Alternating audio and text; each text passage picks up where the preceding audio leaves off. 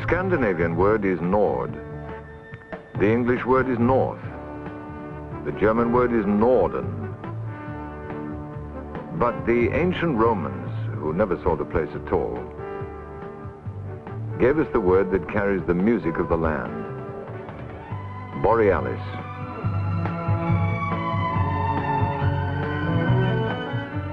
Traditions of a dozen centuries tell us about the people who live here, of their free spirit, ingenuity and industry, their art, their music, and their courage.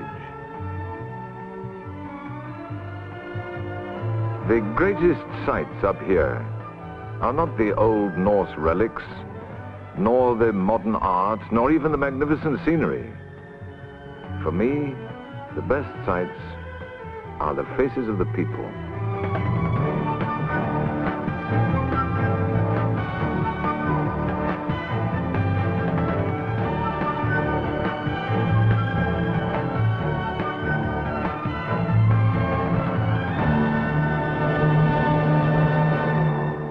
Hello, I'm Anthony Quayle.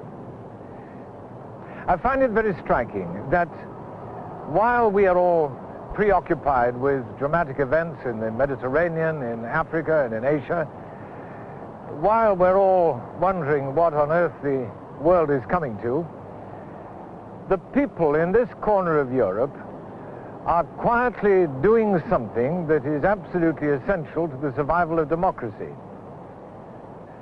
They're just getting on with their lives the way they've done for centuries. Nowhere in the world are people more democratic, more free than here in Oslo or in any of the other great northern cities. And nowhere in the world are people more ready to accept the responsibilities that freedom imposes on them. I would like to take you with me to meet some of those people, our allies, the people who guard the northern flank. In NATO's Northern Command, known as AFNORTH, there are Northern Germany, Denmark, and Norway. To interfere with NATO's vital supply lines across the Atlantic, the Soviet Navy would, in war, have to break its way through sea territories dominated by these nations. Therefore, the successful defense of this area is vital for the security of all the Allies. In Norway, in a small town near Oslo, lives the Svensson family. I have lived here 29 years, and my wife has lived here all her life and is born here in Lommedalen. Our youngest son, Björn, is now serving at Bardufoss in northern Norway. My name is Björn Svensson. The brigade in northern Norway is located in the Troms area. In Norway, there is compulsory service for all men. In addition to having had regular combat training, I have also attended courses in operating heavier motor vehicles. This includes daily maintenance of the vehicle. The brigade in northern Norway has exercises together with other NATO countries. And this winter, the American Marines will have exercises up here. Brigade North and other Norwegian units guarding this Arctic wilderness. From what? Surely in this remote glacial land there can be no threat except from nature itself. No. Over to the east is Russia, the Kola Peninsula, where the Soviets have assembled a massive concentration of forces and most of their strategic nuclear fleet. This distant, seemingly empty place is therefore of exceptional strategic importance. It overlooks the sea routes from the Kola Peninsula to the Atlantic Ocean. To reach the Atlantic, Russian ships and submarines must move through the Barents Sea, past the North Cape of Norway. This is where they are kept under constant surveillance by Norway and her NATO allies. Bergen is surrounded by 7 mountains, and it's laying in a valley on the western coast of Norway. The main industry is fishing and shipbuilding, and recently we also got some oil industry. My name is Kari Omvik, and I lived in Bergen all my life. In the springtime, it's a very beautiful city. The composer Edvard Grieg lived in Bergen for many years. His home is laying right outside the center of the town. The old area in Bergen, around the fish market and harbour, is built in a German style, which is called the Hanseatical style. Bergen has, of course, a very fine harbour, and that's also one of the reasons why Norway's main navy base is located here. Now we are at Håkonsvern, which is the main base for the Norwegian Navy. My name is Jan Erik Rygg, and I am servicing as a second lieutenant. I came from a place near Oslo, and I'm currently carrying out my national service as a torpedo officer at 1st Submarine Squadron. At this base there are special repair facilities which are located in caves in the mountains. As a matter of fact, many offices and technical areas are located deep inside the mountains. At this time, my ship Scopen is preparing to go out having exercises with Savannah Foreland, which is a part of the NATO standing forces. This particular exercise includes ships from England and United States of America. Jan Erik Rygg and his shipmates help keep the Atlantic sea lanes open, including the vital link to North America. Any Soviet vessels sailing from the Kola Peninsula into the Atlantic come under their watchful eyes. And beyond the North Cape, there is the wider NATO surveillance between the waters of Europe and Iceland. In time of crisis, NATO's ability to reinforce Norway, indeed all of Europe, might well depend on control of these northern sea lanes. I'm Lis Brun Olsen, and my job is as an intercept controller in the Danish Air Force. My name is Niels Henrik, and I'm working at Whitbeck as intercept controller. Vedbæk is on the east coast of Denmark. It's only about, 1.5 hours sail from Sweden. My job is to guide military aircraft against its targets. Different from air traffic controller who tries to separate the aircraft. Lis and Niels in the air intercept base at Videbæk, Denmark. Constant vigilance, watching, interpreting, interacting with their NATO allies. The sharing of their information is essential because no air or sea base can be maintained without a secure land area from which to operate. In Denmark and Norway, with only 9 million people combined, there are some 400,000 citizen soldiers who are prepared at a moment's notice to pick up their weapons and defend their homeland. And in Germany, there are more. Working with other NATO forces, these citizen soldiers believe they can effectively defend their own lands.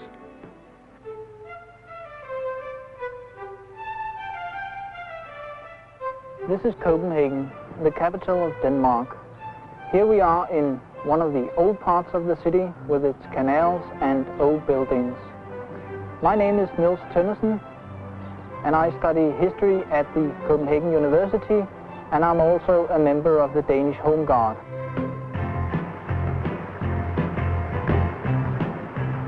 This is the Gefion Fountain in the Churchill Park. In the background, you have the English church. This is one of the many parks which makes Copenhagen a very nice place to live in.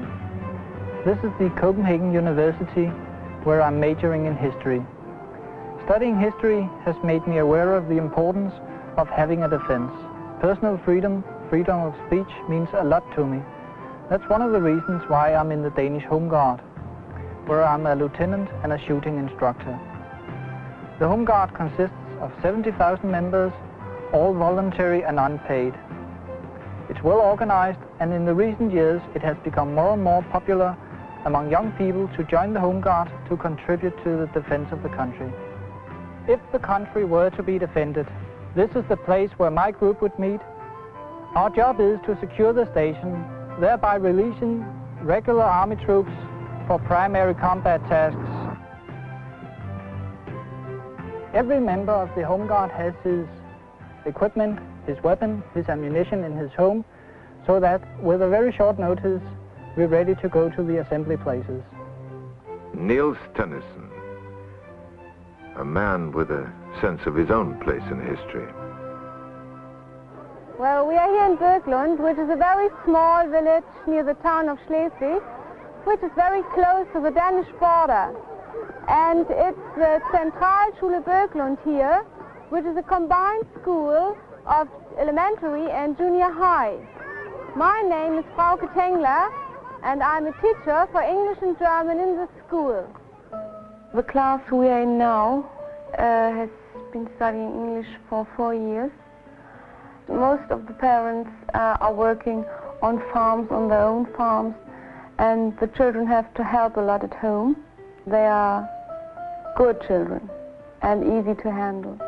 One of the reasons for my teaching in Bergen is that my husband is flying as a pilot for the Naval Air Arm in Eggebæk. I'm a pilot in the 1st Squadron of Naval Air Wing 2. The 1st Squadron's primary role is reconnaissance flying, and especially reconnaissance flying over the Baltic Sea and on the Baltic approaches, exits into the North Sea and the North Sea itself. We are flying the RF-104s, and as the secondary task we have the fighter bomber missions. In this area we fly to Denmark or Norway. Once in a year we have a squadron exchange where we exchange pilots from other NATO countries in order to communicate, to learn from them, and vice versa, and to make some good friends. In any confrontation, an inherent weakness in the Warsaw Pact position lies in the fact that to reach the Atlantic, ships must pass within sight of the Danish coasts. The German and Danish air forces keep a constant watch over all aircraft and ship movements in the area. My husband's father built this small farm. We have 2 girls and 1 boy. My family and I have lived here for 19 years. My son is not at home for the time being because he's in the army at Varde. I am Christian Holst. I have now joined the army for 4 years.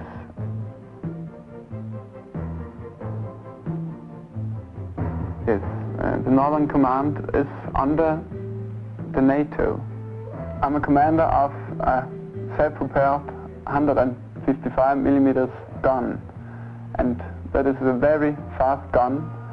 In the low rolling land where Denmark and the Federal Republic of Germany meet, West German and Danish troops often train together under the command of Allied forces Northern Europe. We had joined the Germans in Munster, that we had joined maneuvers with the Germans, and together we are a very good fighting force. If the area was attacked, we will go together with the Germans and build a front line. Interdependence.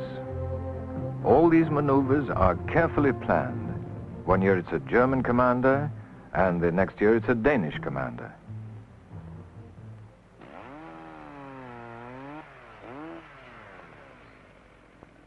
I came to the Home Guard 11 years ago. I'm Odd Olav Krohaugan, and I'm with a team that travels. The Home Guard is an integral part of the country's defense. Henrik Ibsen, the great Norwegian playwright, once observed that you should never wear your best trousers when you go out to fight for freedom and truth. I'm prepared to defend the country in approximately 6 hours, and my team may be ordered to serve anywhere in the country, most likely in eastern Norway. In this particular district, they know the local conditions better than the regular army. I'm proud of serving with the Home Guard and to do a good job. Constant training in the hard conditions of the northern winters has made them the masters of their own mountain terrain. They are trained to hold the land secure for incoming NATO troops if reinforcement is needed. Effective reinforcement is one of the keys to the northern defense system and is practiced in major maneuvers. My name is Annette. My name is Jan Stentoft. I'm a secretary in Aalborg. I'm second lieutenant, serving at 723 Squadron at Air Station Aalborg in Denmark. And now I'm on my way to pick up my husband. And I joined the Air Force in 1971, had 1 year in the Danish flying school. After that, 1 year in Columbus, Mississippi. The company I work for makes apartments and industrial buildings. When the ground control intercept station get a hostile target on their radar scopes, they can scramble us on a 5-minute alert. If we have a non-NATO aircraft approaching Danish airspace, we are capable of being airborne within 5 minutes.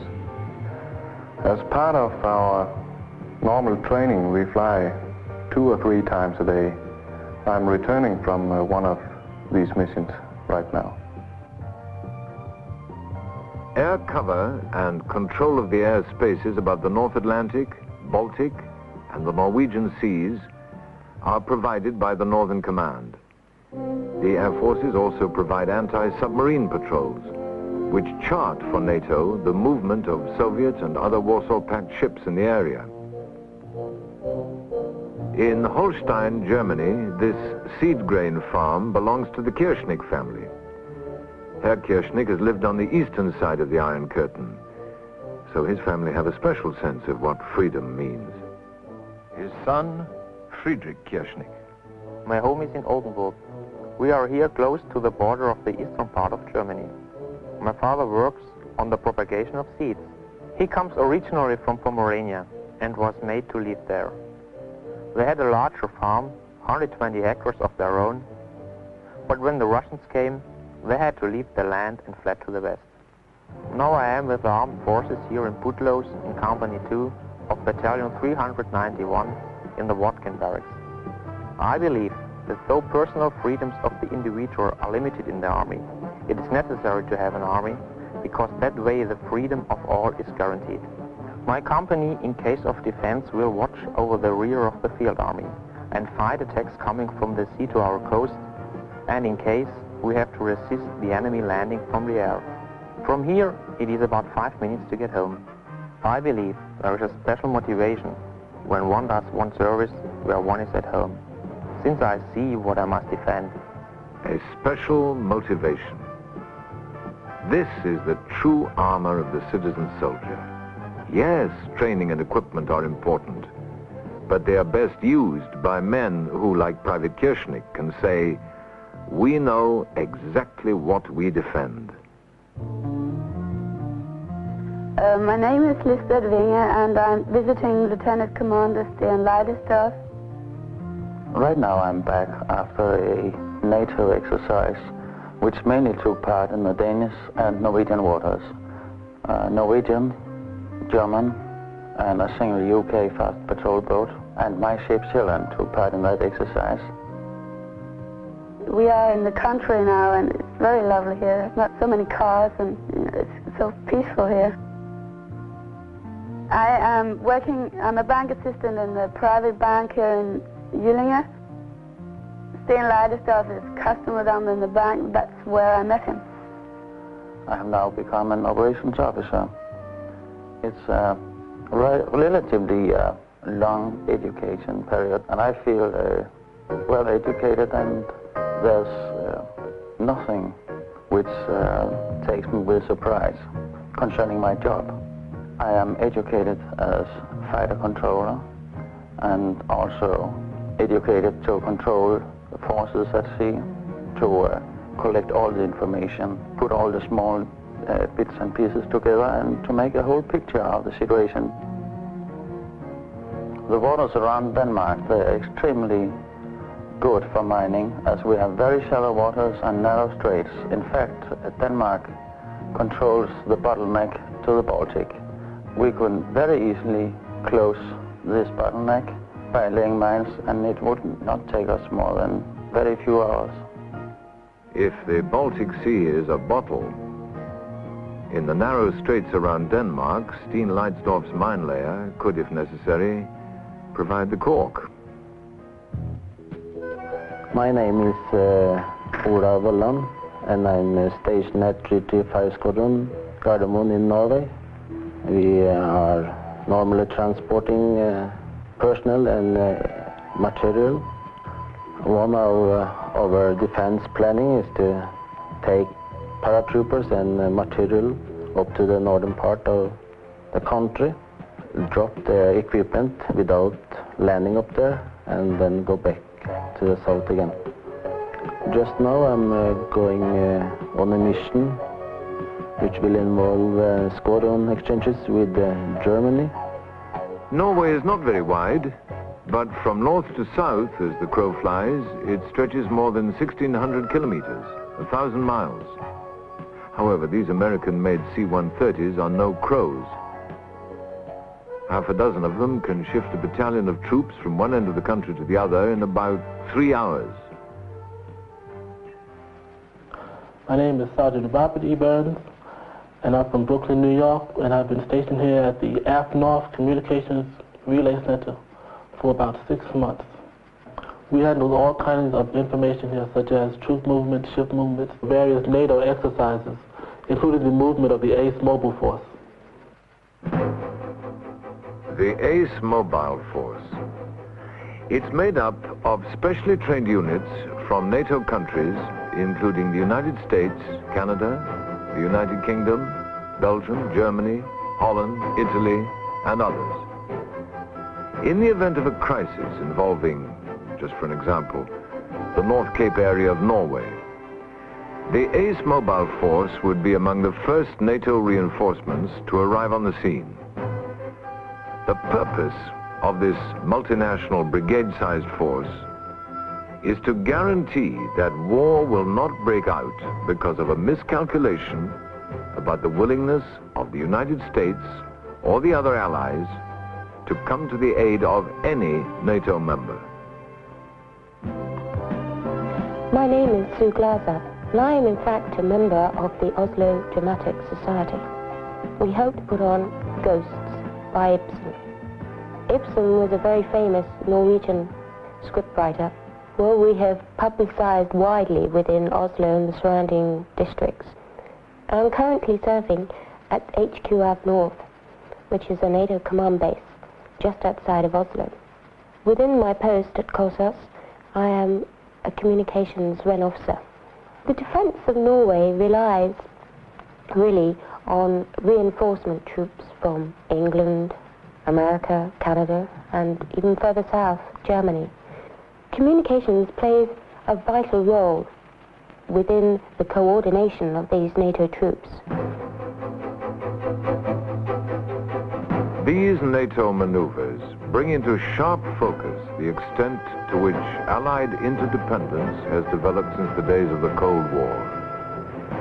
During maneuvers in the Northern Command, the forces of 8 of the 15 NATO member nations are linked together. Danish pilots work with British and German squadrons. A Norwegian control center might direct American and British Royal Marines.